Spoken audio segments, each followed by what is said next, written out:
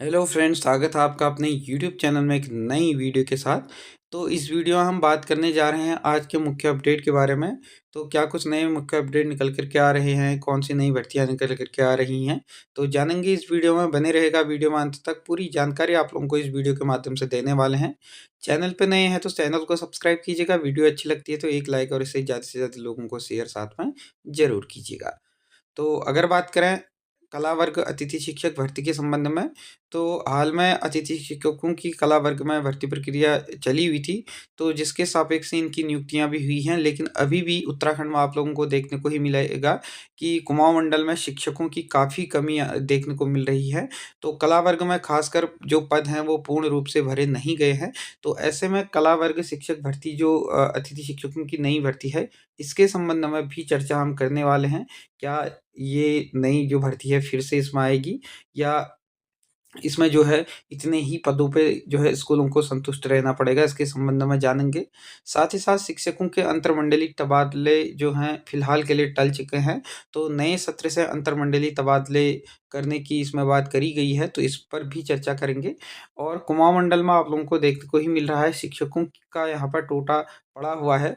काफ़ी कम शिक्षक आप लोगों को, चाहे वो अतिथि शिक्षक या कला वर्ग के संबंधित हो, या अगर आप लोगों को देखें गणित अध्यापक के संबंध में हो, या साइंस के सब्जेक्ट कोई भी सब्जेक्ट के संबंध में हो, तो कुमाऊं मंडल में आप लोगों को शिक्षकों की काफ़ी भारी कमी आप लोगों को देखने को मिलेगी। साथ ही साथ मेडिकल कॉलेजों में प्रोफेसरों की नियुक्ति के संबंध में भी चर्चा हम इस वीडियो में करने वाले हैं। नई नियुक्तियां यहाँ पर हो रही हैं मेडिकल कॉलेज में वॉक इन इंटरव्यू के माध्यम से, तो इस पर भी डिटेल से हम चर्चा करेंगे।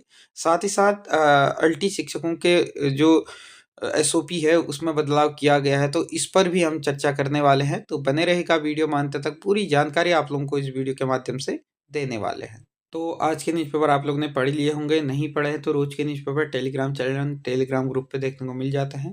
लिंक इसी वीडियो के नीचे डिस्क्रिप्शन पे आप लोगों को देखने को मिल जाएगा, वहाँ से आप लोग रोज के न्यूज़पेपर देख सकते हैं।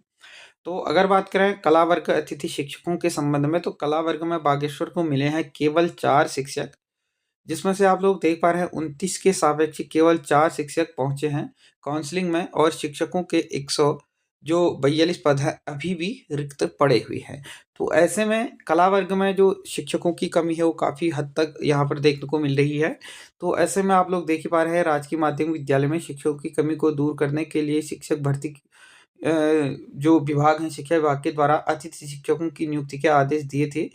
जिले में प्रवक्ताओं के रिक्त पदों पर 29 अभ्यर्थियों की काउंसलिंग की जानी थी, लेकिन काउंसलिंग में केवल 4 ही जो अभ्यर्थी हैं वो शामिल हुए हैं, और सोमवार को अतिथि शिक्षकों की काउंसलिंग की गई।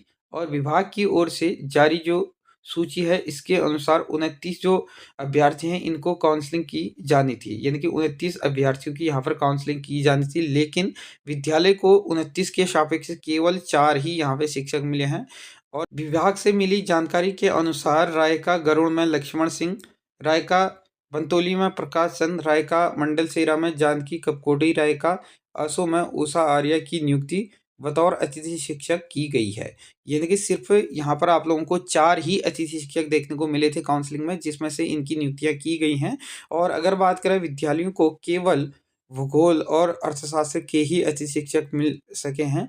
जिले में माध्यमिक जो विद्यालय हैं में अभी भी 100 जो 42 शिक्षकों के पद यहाँ पर रिक्त पड़े हैं। व्यवस्था के तौर पर इन विषयों को विद्यालय में पढ़ाया जा रहा है, यानी कि व्यवस्था के तौर पे पढ़ाया जा रहा है, लेकिन अभी भी अगर बात करें पूरे बागेश्वर जनपद की, तो वहाँ पर 142 जो अतिथि शिक्षकों की यहाँ पर जो शिक्षकों की कमी है। ऐसे में अतिथि शिक्षकों के रूप में सिर्फ 4 ही जो अभ्यर्थी हैं इनका चयन हुआ है, क्योंकि काउंसलिंग में 29 के सापेक्ष सिर्फ 4 ही कैंडिडेट यहाँ पर पहुँचे थे। तो अतिथि शिक्षकों की भी स्थिति इस प्रकार से आप लोगों को देखने को मिलेगी, जिसमें जो है पुरानी जो मेरिट लिस्ट है उसी के आधार पे यहाँ पे इन पदों में जो है मेरिट जारी की जा रही है, लेकिन ऐसे में वहाँ पर काउंसलिंग में नहीं पहुँच रहे हैं। अब ऐसे में सरकार को इसके लिए जो अतिथि शिक्षकों की नई भर्ती इसमें निकालनी चाहिए, ताकि इसमें जो नए कैंडिडेट हैं वो भी इसमें आवेदन कर सकें और उनको भी इस भर्ती में मौका मिल सके। क्योंकि पुरानी जो लिस्ट है उसके आधार पे आप लोगों को यहाँ पर पूर्ण रूप से जो पद हैं वो भरते हुए नहीं दिख पा रहे हैं, क्योंकि उसमें से बहुत से ऐसे शिक्षक हैं जो कहीं न कहीं उनकी जो नियुक्तियाँ हैं वो हो चुकी हैं या वो किसी अन्य नौकरी में चले गए हैं। तो ऐसे में वो अब इन अतिथि शिक्षकों के पदों पर नौकरी नहीं करना चाह रहे हैं। तो ऐसे में ये पद फिर से खाली रह जा रहे हैं। तो ऐसे में सरकार या शिक्षा विभाग को करना चाहिए कि इसके लिए नई जो नियुक्तियाँ हैं वो जारी की जानी चाहिए। तो अब अगर बात करें शिक्षकों की कमी ने कुमाऊँ में गणित का जो समीकरण है वो बिगाड़ा हुआ है। तो ऐसे में आज जो है गणित दिवस के रूप में रामानुजन जी के जन्मदिन के अवसर पे गणित दिवस के रूप में इसको मनाया जाता है। तो ऐसे में आप लोग देख ही रहे हैं कि 1202 पदों के सापेक्ष मैथ्स अध्यापकों के 238 पद यहाँ पर जो है रिक्त पड़े हुए हैं। तो आप लोग देख पा रहे हैं कि आज देश में जो गणित दिवस के रूप में मनाया जा रहा है, कुमाऊँ के पर्वतीय जिलों में बच्चों को गणित का ज्ञान देने के लिए शिक्षकों की कमी बनी हुई है। कहीं-कहीं अतिथि शिक्षक ज़रूर रखे गए हैं। स्थिति यह है कि कहीं सहायक अध्यापक इंटर कॉलेज में इंटरमीडिएट के बच्चों को गणित पढ़ा रहे हैं, तो कहीं गणित शिक्षक न होने के कारण विद्यार्थी न चाहकर भी जो जीव विज्ञान है वो पढ़ने के लिए मजबूर है, फिर भी गणित के लिए वे शहरों का जो पलायन है करने के लिए मजबूर हैं। तो ऐसे में आप लोग देख ही रहे हैं, कहीं न कहीं अगर पलायन को सरकार कहती है पलायन रोकने की बात, तो ऐसे में बच्चे को पढ़ाने के लिए जो उनके अभिभावक हैं वो कहीं न कहीं शहरों की ओर जा रहे हैं। क्योंकि उत्तराखंड के जो पर्वतीय ज़िले हैं, उनकी स्थिति यह है कि वहाँ पर अध्यापक, चाहे ये सिर्फ़ एक गणित विषय नहीं, उसके अलावा अगर अन्य विषयों की भी अगर हम बात करें, तो यहाँ पर आप लोगों को शिक्षकों का कोटा देखने को मिलेगा। क्योंकि ये कहीं न कहीं सरकार इसके पीछे पूर्ण रूप से ज़िम्मेदार है कि जो शिक्षकों की जो व्यवस्था है, उनको प्रॉपर तरीके से सरकार नहीं कर पा रही है। तो ऐसे में देख पा रहे हैं कि अलग-अलग ज़िलों में आप लोगों को रिक्त जो पद हैं, अलग-अलग देखने को मिल जाएँगे। यहाँ पर अल्मोड़ा की बात करें, रिक्त 84 पद हैं, बागेश्वर में 32 पद हैं, पिथौरागढ़ में 74 पद हैं, चंपावत में 35 है, यूएस नगर में 13 हैं।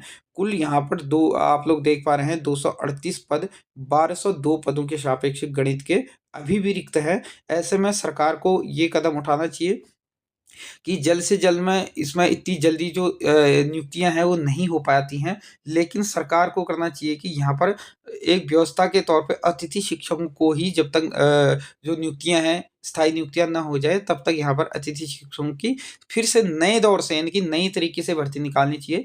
क्योंकि जो पुराने मेरिट लिस्ट के आधार पे जारी हो रही हैं, तो ऐसे में जो अभ्यर्थी हैं वो यहाँ पर नहीं पहुँच पा रहे हैं और नियुक्तियाँ पूर्ण रूप से नहीं हो पा रही हैं। तो नई नियुक्तियों को इसमें करना चाहिए, नए विज्ञापन जारी करना चाहिए और जहाँ पर जितने-जितने पद हैं व्यवस्था के तौर पे वहाँ पर अतिथि शिक्षकों को रखा जाना चाहिए। शिक्षकों के अंतरमंडलीय तबादले टले, अब नए सत्र से होंगे तबादले। तो इसमें देख पा रहे हैं प्रदेश में सहायक अध्यापक अल्टी के अंतरमंडलीय तबादले इस साल नहीं हो पाएंगे। उत्तराखंड बोर्ड की परीक्षा को देखते हुए यह निर्णय लिया गया है। शिक्षा सचिव रविन्द्रनाथ रवंत के मुताबिक तबादले के लिए नए सिरे से एसओपी जारी की जाएगी।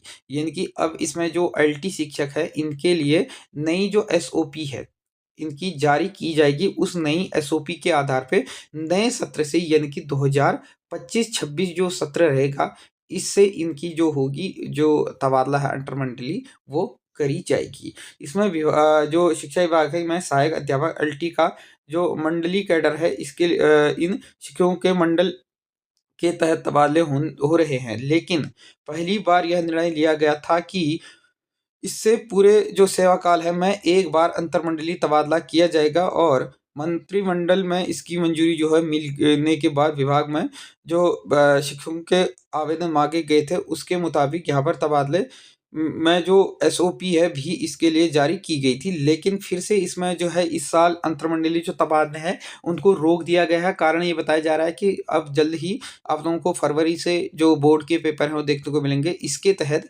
यहाँ पर किसी भी प्रकार की जो शिक्षा व्यवस्था है उसमें किसी भी प्रकार का व्यवधान न पड़े, जिस कारण से जो नया सत्र रहेगा 2025-26 का, तब से इसमें जो नई एसओपी इसमें बदली जाएगी, उस नई एसओपी के आधार पे फिर से इसमें जो है अंतरमंडलीय पूरे सेवा काल के दौरान एक बार जो अंतरमंडलीय तबादला किया जाएगा वो इसमें होना है। तो फिर से इसमें नई एसओपी जारी होगी एलटी शिक्षकों के लिए। अल्मोड़ा मेडिकल कॉलेज को मिले 3 प्रोफ़ेसर। तो 3 प्रोफ़ेसर यहाँ पर मिले हैं। जो साक्षात्कार यहाँ पर हुआ था शनिवार को, उसमें 82 पदों के लिए शनिवार को साक्षात्कार के लिए बुलाए गए थे, जिसके तहत यहाँ पर 3 जो प्रोफ़ेसर हैं, इनकी नियुक्ति हुई है। शोभन सिंह जीना राजकीय आयुर्विज्ञान एवं शोध संस्थान मेडिकल कॉलेज में लंबे समय से रिक्त चल रहे प्रोफ़ेसर के जो पद है, एसोसिएट प्रोफ़ेसर और सहायक प्रोफ़ेसर के पदों को भरने की कवायद तेजी की गई है। शनिवार को मेडिकल कॉलेज की ओर से डॉक्टरों की जो 82 पदों की कमी यहाँ पर पूरी करने के लिए साक्षात्कार किया गया था, लेकिन इसके बाद भी मात्र 3 डॉक्टरों ने ही मेडिकल कॉलेज में आने के लिए हामी भरी है। इसमें आप लोग देख ही पा रहे हैं 82 यहाँ पे पद खाली हैं, जिसके सापेक्ष यहाँ पर कल शनिवार को यहाँ पर साक्षात्कार किया गया था, जिसके बाद यहाँ पे सिर्फ 3 शिक्षकों की जो मेडिकल शिक्षक रहेंगे इसमें प्रोफ़ेसर, एसोसिएट प्रोफ़ेसर और सहायक प्रोफ़ेसर, तो उनकी यहाँ पर नियुक्ति हुई है। तो फिर से इसमें हो सकता है नई साक्षात्कार कराया जाए और ये पदों को जल्द से जल्द भरा जाए। तो फिलहाल के लिए इस वीडियो में इतना ही है। वीडियो अच्छी लगी, इन्फॉर्मेटिव लगी तो इस वीडियो को ज़्यादा से ज़्यादा लोगों को शेयर कीजिएगा। चैनल पे नए हैं या अभी तक आप लोगों ने हमारे चैनल को सब्सक्राइब नहीं किया है, तो चैनल को सब्सक्राइब और बेल आइकन ज़रूर प्रेस कीजिएगा। धन्यवाद।